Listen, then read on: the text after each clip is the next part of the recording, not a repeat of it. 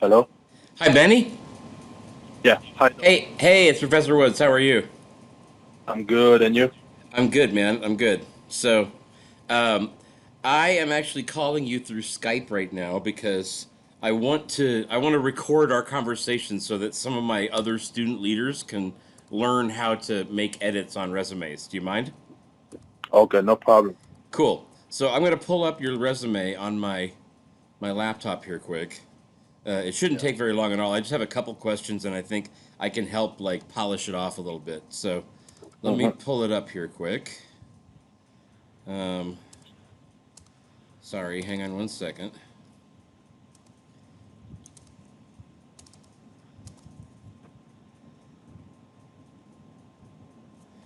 Okay, now I'll pull up my markups. Okay, so first of all, you said like you didn't actually count the rock samples. So can you explain to me, like, just tell me what you did as like for your field study in the desert? Like, explain to me, like, utilize Uh, geological knowledge to label and organize petrological samples. So what does that mean? I'm not a geologist.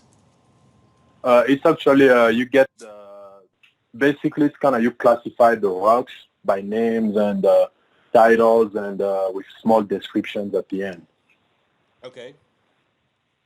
Um, Yeah, I think those were the rocks we used to prepare for the lab, like for lab studies and everything. mm-hmm.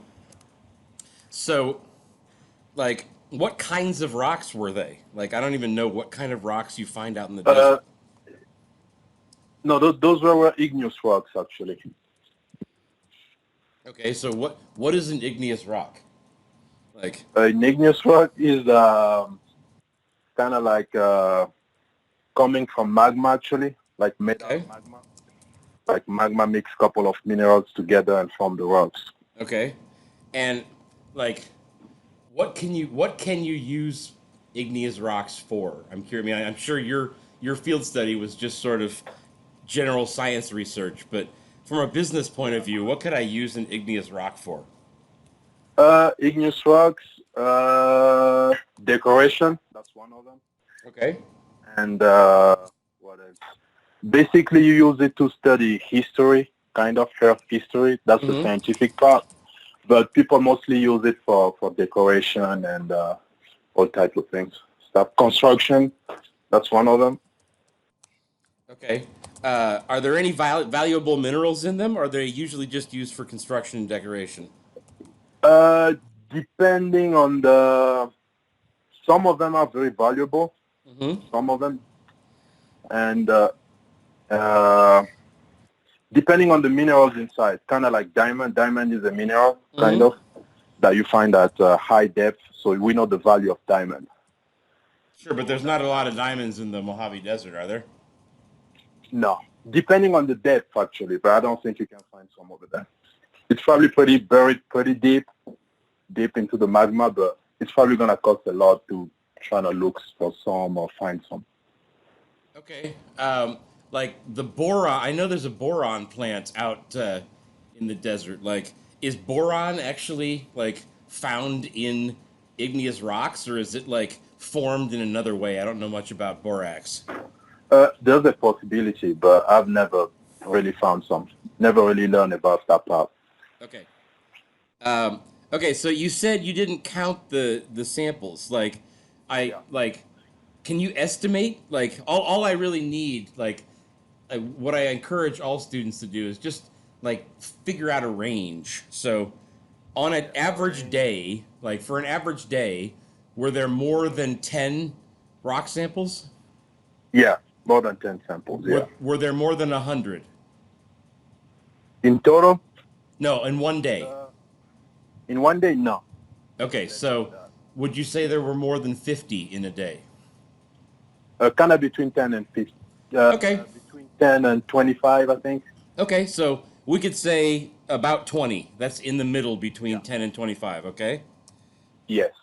And then how many days were you actually working on that internship? It says December, January, but did you work every day, 5 days a week, or? I think it was a work study. Basically, I just go when I have time, but I was usually doing like 6 hours a day, 5 6 hours. Okay, and how many days? It was I think 2 months actually, within 2 months. Okay, It so wasn't like every day. It wasn't every day. It was mostly like when you have a stock of rocks, you show up and then cut some and then leave. would you say like twice a week or 3 times a week or less than that? 3 times a week. Okay, so if we say 3 times a week times 2 months, that's 8 weeks times three is about 24. Yeah, that. So just to make it easy, 20 days, so we take a couple away. 20 days times 20 rocks Yeah. is about 400 rocks. I think that's too much. I don't think I did cut more than 400 rocks. No, you sure? Like 20 a day, that adds up over 2 months, man. You think it was less than No, that? it wasn't. It wasn't like every day actually. I was just whenever there's some work, I show up and then cut some. Okay, so maybe we cut it down to 200, you think? Yeah, 200. Okay, cool.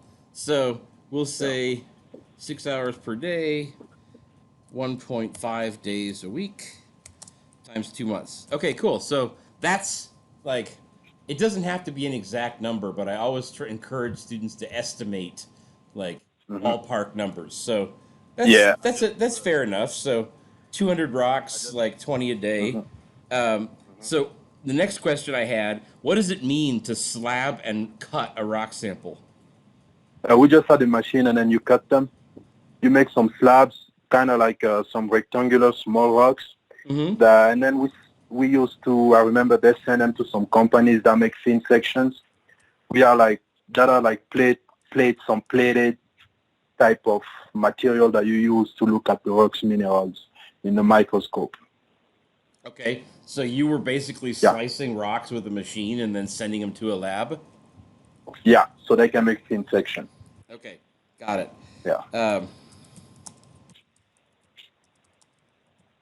Okay, so processed conglomerate database spreadsheet using Excel. Okay, the conglomerate database spreadsheet, what is that? Is that like keeping track of what was in the rocks? What is that? What exactly is that?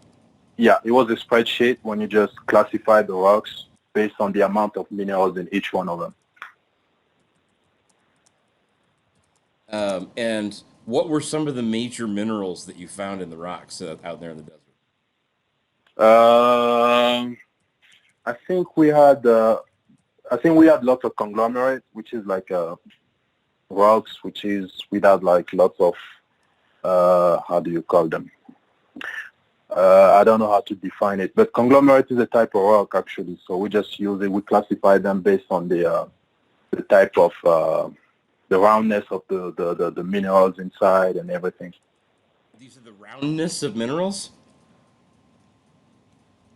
Yeah, we classify them based on the type of minerals that we have inside the rock. Yeah, so what are some examples of the minerals that are inside them? Some amphibole. Say again, what is that? Acebo? Yeah, A-M-B-I.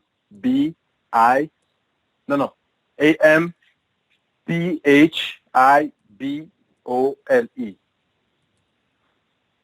Ambibole? So some amphiboles. Okay. What else? Amphiboles, some quartz. Okay.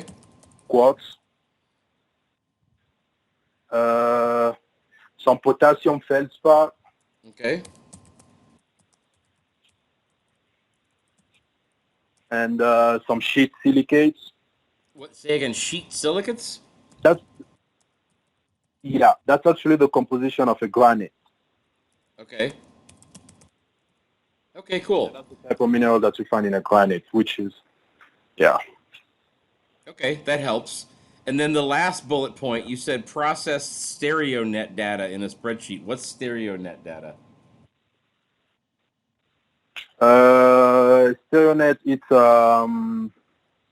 it's kind of like a software, kind of like an application. It's a program, actually, a computer program that you use to enter the measurement that you take in the field. Mm-hmm. So basically, you see the way the units are dipping and everything, and we analyze them. So we basically just put the data in the StereoNet, and then I think somebody else was interpreting them. I think one of my teammates.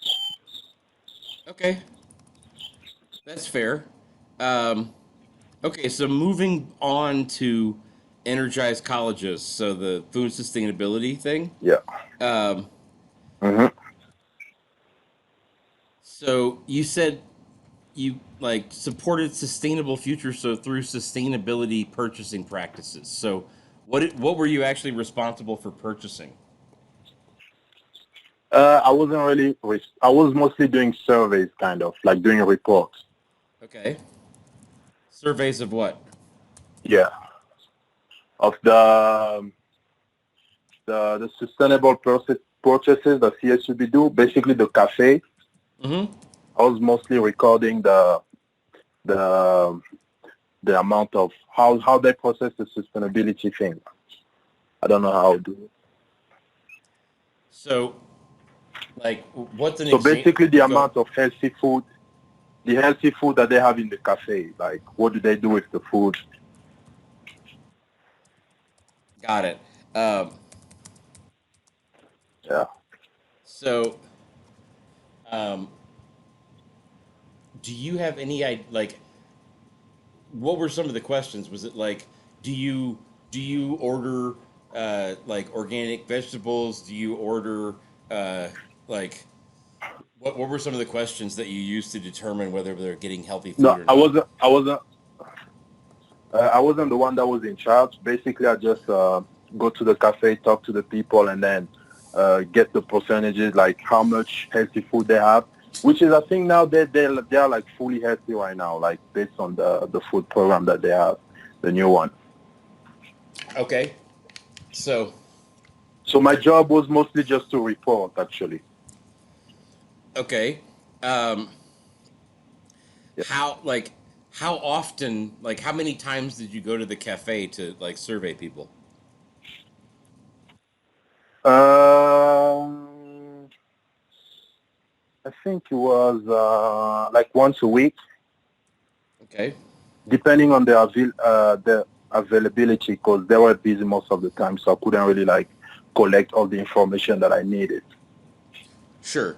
So one time a week, and this says December through March, so that's December, January, February. That's Yeah, 4 months. Once a week would be about yeah, hmm 15. That'd be about 15 times total. yeah. Okay. Um,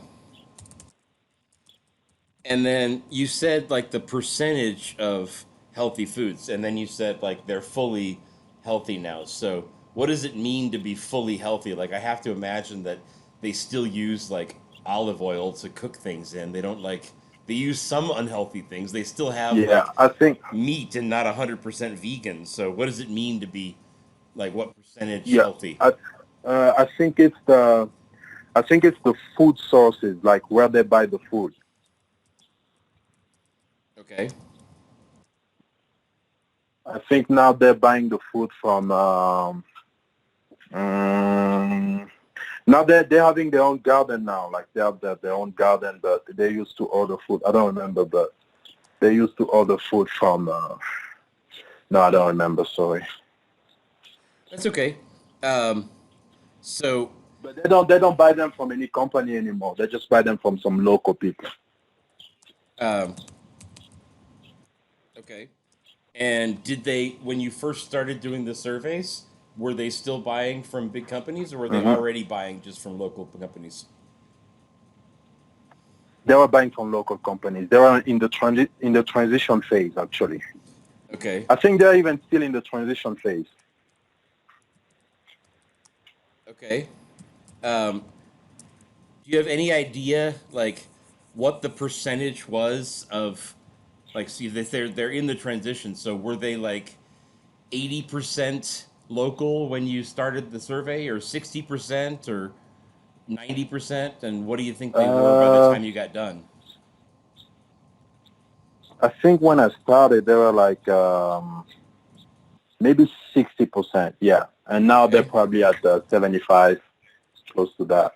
cool. Those are some helpful numbers. Um, Yeah. okay, so the next thing, educated and empowered the CSUB community to make sustainable food choices. So, did you talk to students? Did you do advertising? What exactly did you do to educate and empower? We talked some students, but that wasn't at CSUB. We went to some high school to present Okay. and Uh, promote a healthy lifestyle. and how many high schools did you go to? Do you think?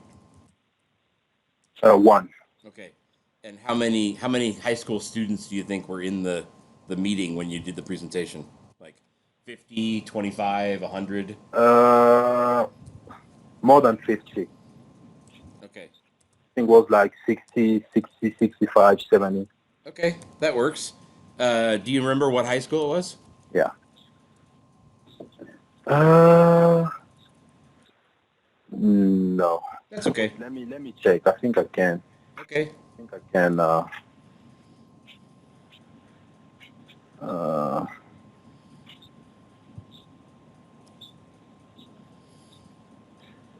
no, I think no. That's okay. Doesn't matter. No, I don't Uh, remember. if you No. knew it, would be good. Otherwise, it's not a big deal. And then the last bullet point here: Yeah. reduce the CSUB community impact on the Earth's resources through efficient and sustainable operations. So, what did you do for that? Uh, I reported on that one too. I think that's the result of the healthier way of doing things, Okay, so that's like the the way they get rid of the excess food, got it. So the go ahead.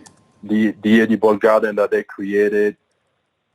I And think that's the process of how did they get everything. rid of the egg? You said excess food. That's an interesting question. How did they get rid of the excess food? I think they give them away most of the time. They created an edible. They created there's something close to the bookstore. Yeah, it's a like They use it to give food pantry, right? the pantry. Yeah, they created a pantry to give away the extra food that they have that they can use actually. Got it. And would you say That's one of them. like um I'm curious, like would you say that they improved or increased the amount of food they gave to the food pantry over the time you were doing your internship? They were creating the food pantry. I think they created it right at the end after I finished, a couple of months later. Okay. And do you know how much food they actually give to the pantry? Like I actually don't know. Did they give Uh, no, like if no, I so don't know. I'm trying to imagine like I'm thinking of the Runner Cafe. Is that what we're talking about? Yes. Okay, so if I think about the Runner Cafe, I think about like Hmm. I don't know. I'm just like I've only been there a couple times, but I'd say like one, two, three, four, five. Let's say there's like 20 different stations where you can like order. I would like the chicken, or I would like the salad, or whatever. And then probably at the end of the day, Hmm. they have leftover chicken. And then instead of throwing it away, Yeah. they put it in a container and give it to the food pantry, right? No. No. I think the one that I give is usually the conservative stuff. That's the one that goes to the food pantry. So what's an example I of think that? they make some. I think they make some calculation about the number of students that actually go to the cafe to eat. I think they're based on that to cook. So they make sure they don't waste a lot of food actually. So I don't think they usually have lots of remaining food. But usually the one that they give to the pantry are usually like canned food, like boxes, Okay. stuff that don't go bad really quickly. Yeah. Okay. Um, okay, that'll work for now. And then Yeah. for the last part of the resume here, skills. Excellent at dealing with formal correspondence. Excellent at following policies and procedures. Those are cool, but I think what would be really Yeah. useful is like you're a like you have a geology degree, right? Yeah. So what like in addition to cutting rock samples, what do you learn and like what do you Hmm. know after like I got my undergrad degree in history.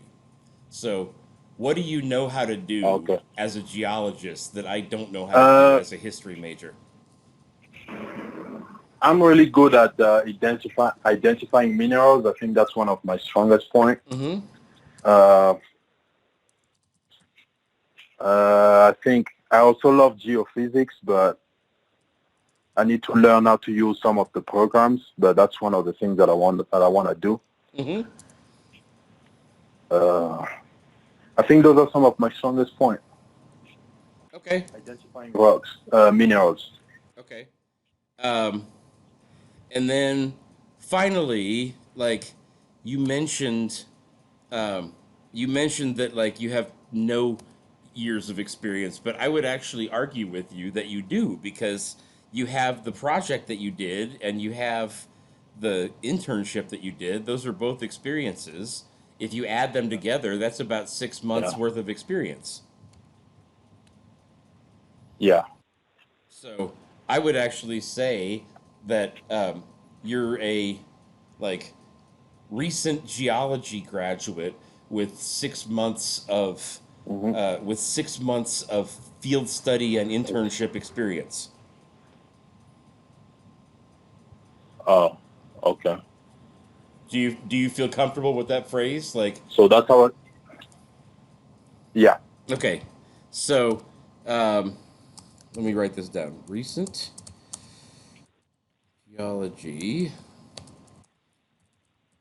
grad with 6 months of field study and internship experience. Okay. My last question, Benny. Yeah. Um, what are you like? What are you doing in Utah right now? I forgot. Like, is that vacation or are you actually doing like a field study of some kind? I'm taking a class.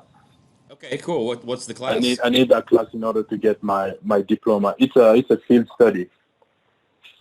Okay. We Um, basically stay in the field and we do geologic maps most of the time. okay. So I would actually add that as another experience on your resume. As the class, Yeah, I would actually add. Um, hang on one second. Let me. Uh, okay. So, how long are you in Utah for this class? 6 weeks. I'm starting my last week next week. Okay. Uh, and where in Utah is it again? Cedar City, Say again. southern Utah. Cedar City in southern Utah. Cedar City. Yes. Okay. And this is so 6 weeks. So this is July. So June and July, basically 2019, right? Yeah. Yeah. Of field camp. Okay. Um, and then what you said you're working with geological maps. That's interesting. Tell me more. We make geological maps. So we Okay. have a study area. We look at the type of rocks that we have and then include them in a map. Okay. So, how big is the area you would say that you're making maps of? Like, We're going in different areas. Last time we went to a place called Three Peaks. uh-huh. We were actually studying an intrusion, an igneous intrusion. Mm-hmm. So basically a bunch of igneous rocks that were intruded in the middle of some sedimentary units. Mm-hmm. And we were just basically trying to map that. Okay. So, what like the area that you were in for that map? How big would you say it was? Was it Yeah. a like square mile? Was it 10 square miles? Was it like an acre? Do you have any Uh, idea how big it was? I can Google that Yeah, that'd be useful. actually. Yeah. Um,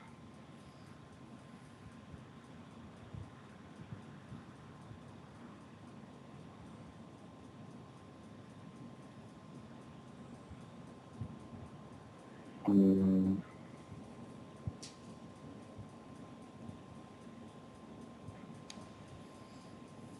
mm, I'm trying to find something in. Okay. I can actually Google it later too. What's the name of the Yeah. area again? Three Peaks. Three Say, Peaks. tree sticks. Yeah, three as in the number. Okay, three, and then sticks or steaks. Peaks.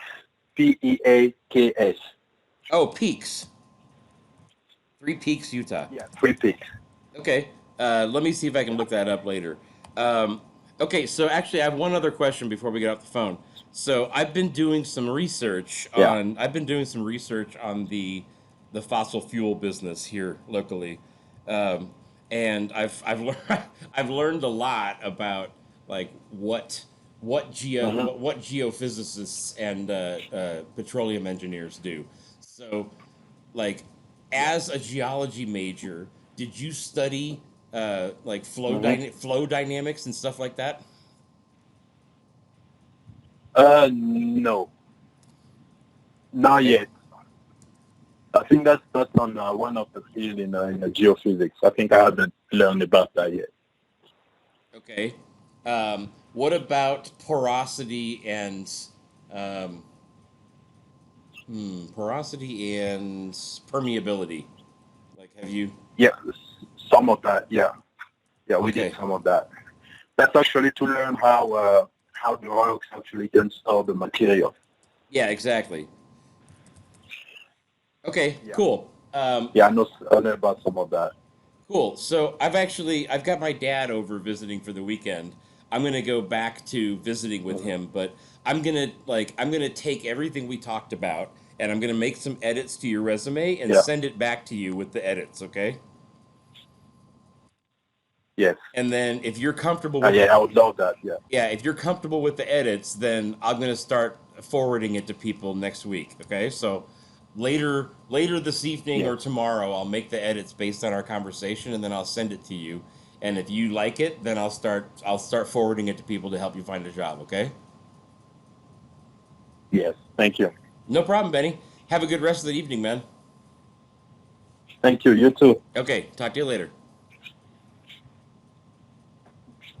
Okay, bye I'll bye. see you. Okay, bye bye.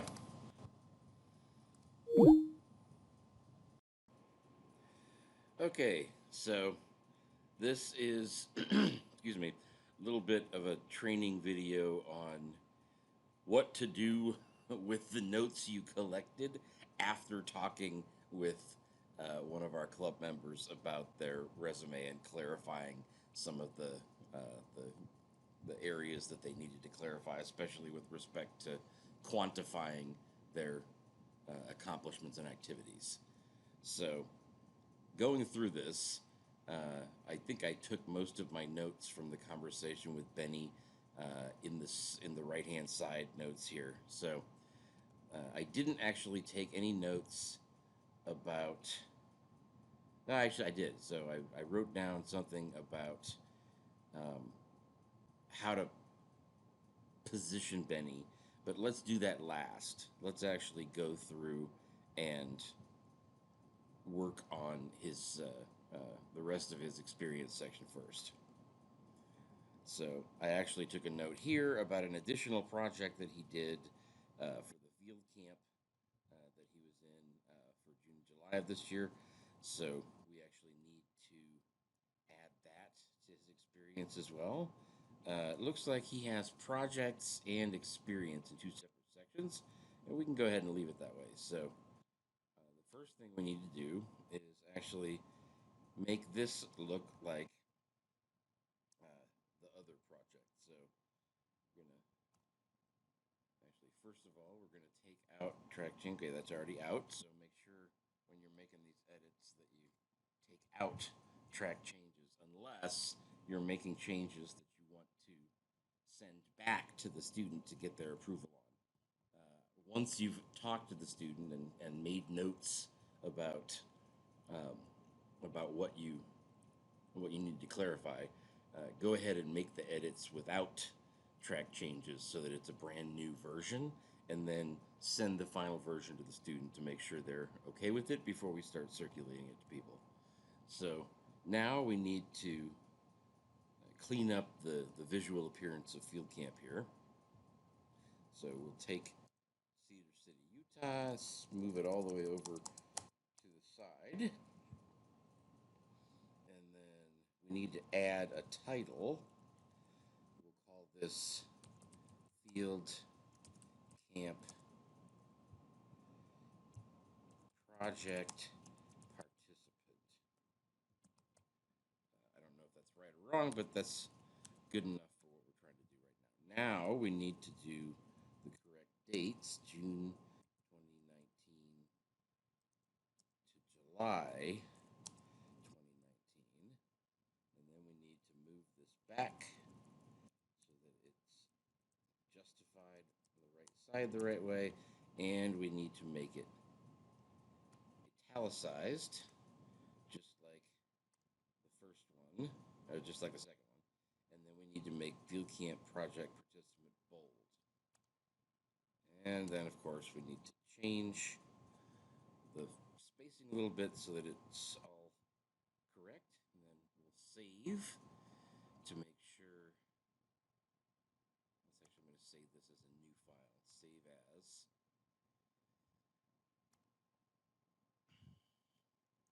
Final. Okay, so now we need to add a number of some kind to this bullet point that we've got here on Field Camp Project Participant.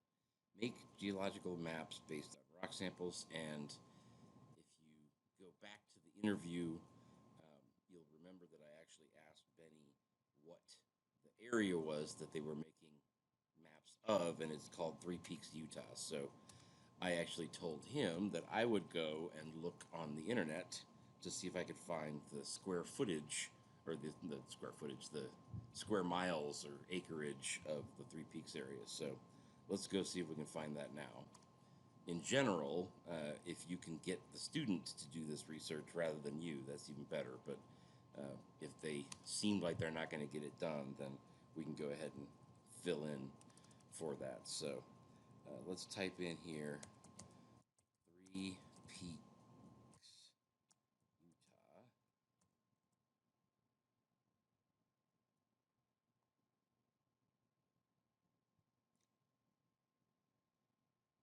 So visit Cedar City, Three Peaks. Let's see if there's any information here about how big the area is. Yeah, perfect. 6,500 acres. Perfect. So now we can go back to the resume. Minimize this. Made geological maps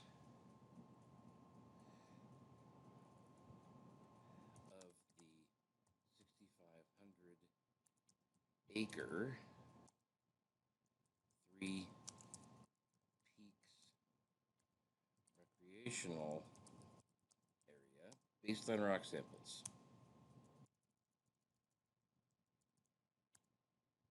Okay, done. It's got a number. It's got a description of what he did. This is good to go. So let's save so we're not missing things, and then we can go ahead and, oops, we can go ahead and, get rid of this format change here, and we can get rid of this format change. Oh, nope. Actually, we're going to accept that format change. Okay, now we need to go into the next notes that we made on the conversation with Benny. approximately how many igneous rocks coming from magma, used to study history, used for decoration, construction, have some minerals in them. Okay, so basically, here's the numbers that we've got that Benny gave us, and we've got a little bit of of description of why are these rocks valuable or important, and then we've got several different things that he did with the rocks. So let's actually look here. This is a description of what he did with the rocks, but we don't have any numbers there. The numbers actually, I believe, are all in the first comment here. Yep, data records.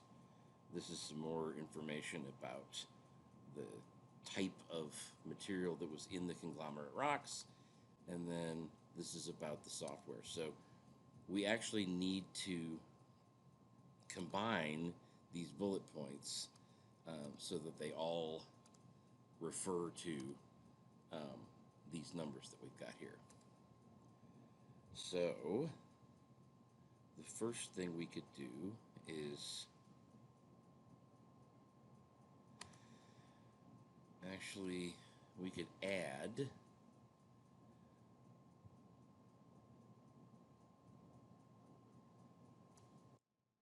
this information to explain to people who don't know what slabbing and cutting is, like us, and probably a lot of the employers, what that actually means. Slabbed and cut rock samples, i.e., used a machine to cut rocks to send to a lab, period. Now we can get rid of this comment. Now, this is actually information about the conglomerate database, and it's actually related to the geological knowledge that he displayed in explaining what's actually inside these minerals. So we actually are going to make this StereoNet bullet point a separate bullet point, but we're going to combine bullet point number 1 and number 3. So let's see here. Let's cut this out and put it here. Utilize geological knowledge to label and organize petrological samples. We'll put this in here. Of igneous rocks. We don't really need to explain they come from magma. That's what I thought igneous meant, but igneous sounds good the way it is, and I think most people understand that it means it comes from magma.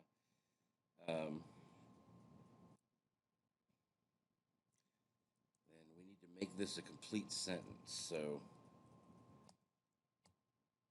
these rocks can be used to study history, used for decoration, can be used for decoration, can be used in construction,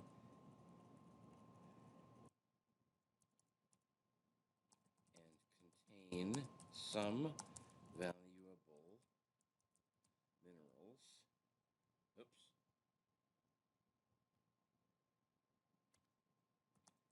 Including, and now we can pull in this information he gave us here.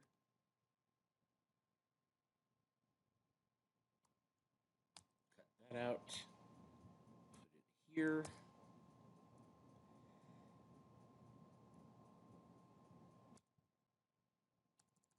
We'll take out granite. Sheet silicates kind of sounds good the way it is.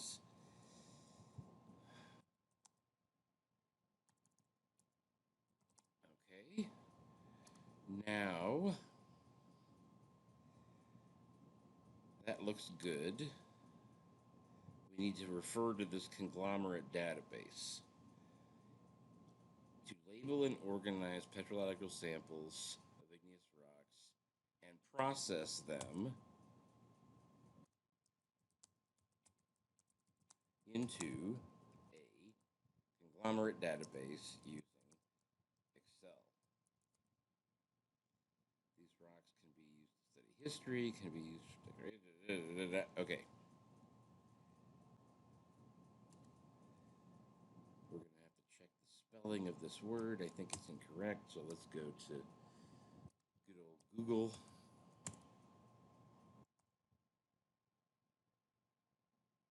Amphibole, that's the problem.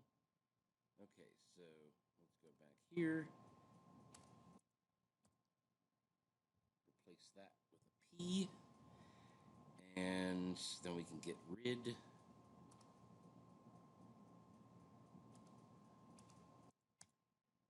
that bullet point. And we're going to actually move this up here. And now we can use these numbers.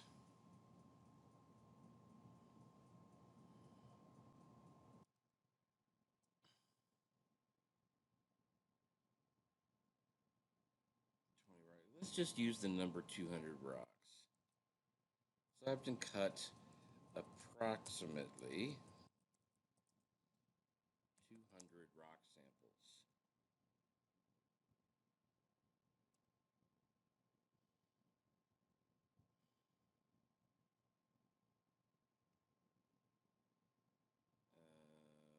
Actually,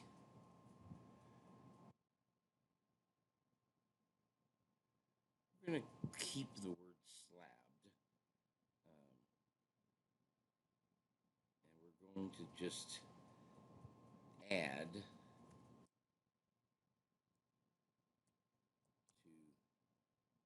prepare for sending to a lab. Now we got the second one here, that's fine. And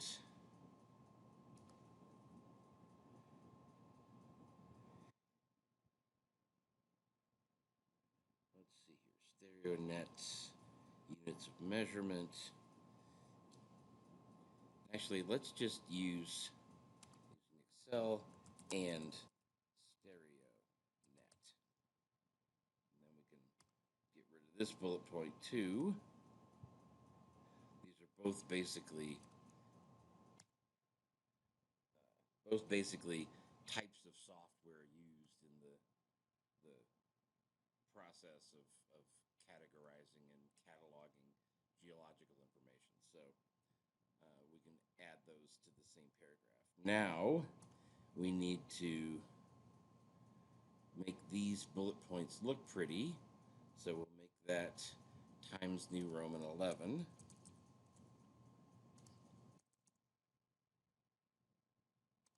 Okay, that's all good. Now let's get rid of this comment because we don't need it anymore. That looks good. Now we'll go down to experience. Energized colleges. Okay, now we've got 1, 2, 3 different notes on information that we took in the conversation with Benny. So let's see here. What was the approximate dollar value? Surveys. Okay, so what we got out of this was that he surveyed the Runner Cafe, basically, to see how much healthy food they used in their transition they were making to using local gardens. And while he was doing this project, they moved up from 60% to 75%, and he spent about once a week doing it. So, supported a sustainable future through sustainability purchasing practices. We're going to completely rewrite this sentence to say interviewed campus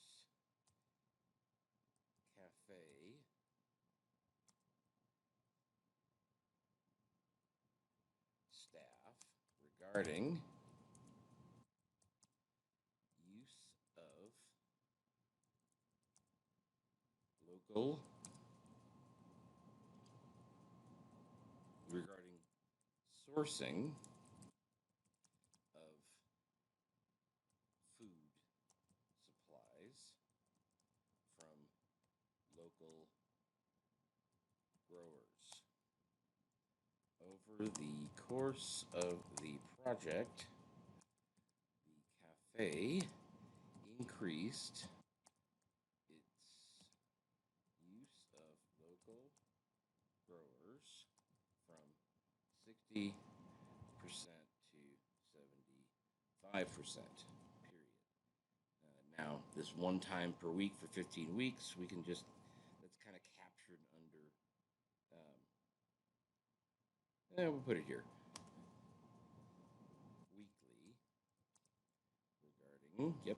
Okay, so that takes care of the information we gathered here. We can delete that comment. Now, what do we do with the next information?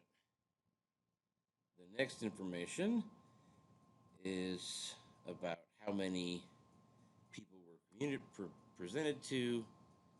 And this is basically one presentation to 50 plus high school students. So educated, empowered. We're also going to completely rewrite this sentence to say supported. Oops. If we do that, we lose our notes too. Let's go back here and do supported a presentation regarding food sustainability to 50 plus local high school students. Period. Now we can get rid of this word and the note that went along with it. Now, finally, reduce the California State Bakersfield community impact, blah, blah, blah. So,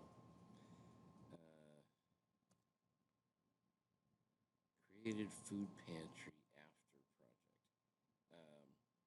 So, we actually still don't have information on exactly what Benny did to support this project, but we do have a little bit of a description of what happened. So this doesn't have a number, but it does have a result, a concrete result, which sometimes is okay if you can't really find a number of any kind. So let's say reduced the campus cafes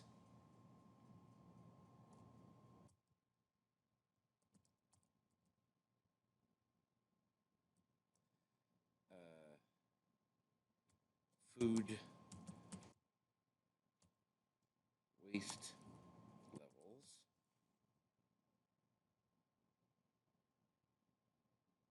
let's just say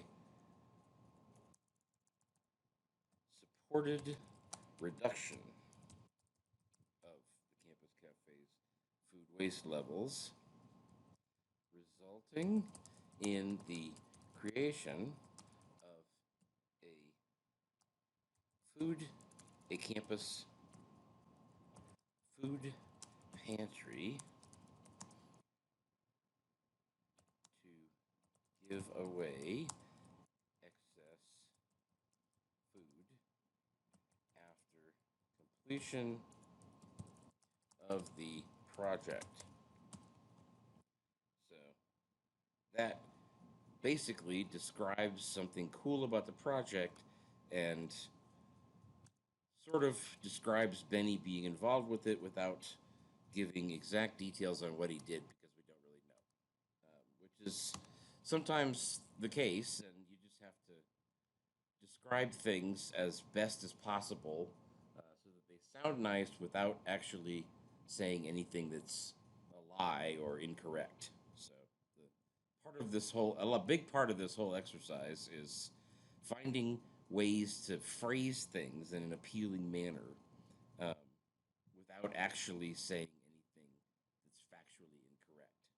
So there's different ways of saying things that sound a lot more powerful than others. So our goal here is to describe concrete accomplishments, numbers, um, valuable things in a way which is exciting but not incorrect. So now we've just got a few more things to do and we're done with this. So under skills, um, that's nice that he's good with correspondence and policies and procedures. Lots of people are. We want to put some skills down that are unique to him being a geologist or a geophysicist. So we're going to actually use these three things that we pulled out of the conversation with him about um, things that he's skilled at as a geologist. So let's just pull this out of the note and bring it over here. And we'll completely get rid of what's there now. And we'll put in new bullet points. But then we need to make them the same format as the rest of the bullet points.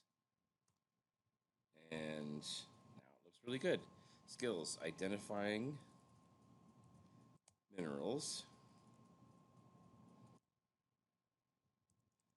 familiarity with porosity and permeability, ability to identify minerals, and then let's say general knowledge of geophysics. Let's move this up here because actually that's the most valuable thing for a future career as a petroleum engineer.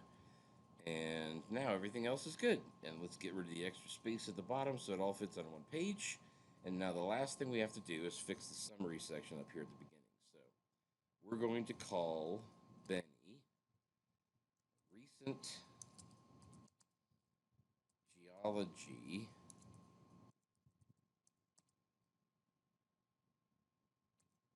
graduate with over with 6 months approximately.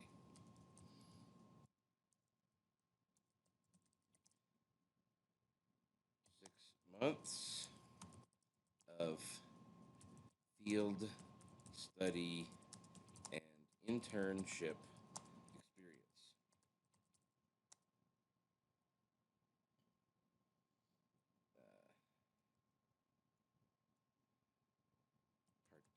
Particularly skilled at mineral analysis and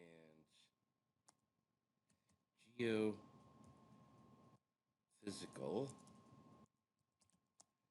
concepts such as porosity, which for everyone's consumption or information is the basically the amount of space there is between grains of soil or sand or rock in the soil. So the more porous the soil is, the more oil and water it can hold, which is particularly interesting and important for the oil business around here. And then porosity and permeability, and that is basically the extent to which all those little holes in between the sands or the soil or the rock uh, are actually connected to each other so that the oil can or water can flow through the soil. So that's information that you learn eventually as you're familiar with the oil business. So you guys may have to ask me at times, depending on what the area is that the student is looking for a job in, for some basic explanation of the types of skills and knowledge that are important for that area. probably already understand for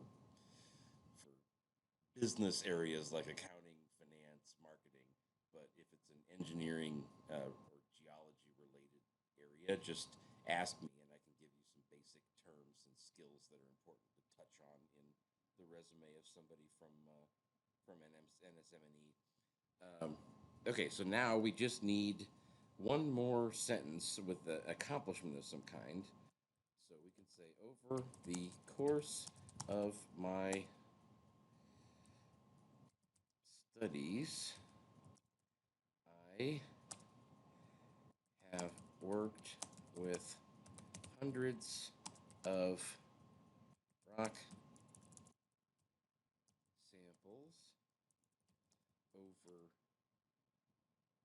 thousands of acres of land. Period. Now let's get rid of the rest of this. And unfortunately, we're still running over onto 2 pages, but for that, luckily, that's just a space that we could delete, so we didn't have to actually do anything else with the text. Now everything looks pretty, except that we should call this summary instead of objective. And now we should be okay. So there's Benny's contact information.